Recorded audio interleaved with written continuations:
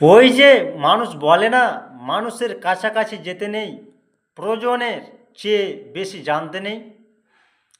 যার যত দরকার, যার যতটুকু দরকার তাকে ঠিক ততটুকুই জানুন। প্রয়োজনের থেকে বেশি জেনে গেলে সম্পর্ক ভেঙে চুরমার হয়ে যায়। জি, ভেঙে চূর্ণ বিচূর্ণ হয়ে যায়। আমি ও এই কথাগুলোর সাথে একমত, কারণ আমি পছন্দ করি।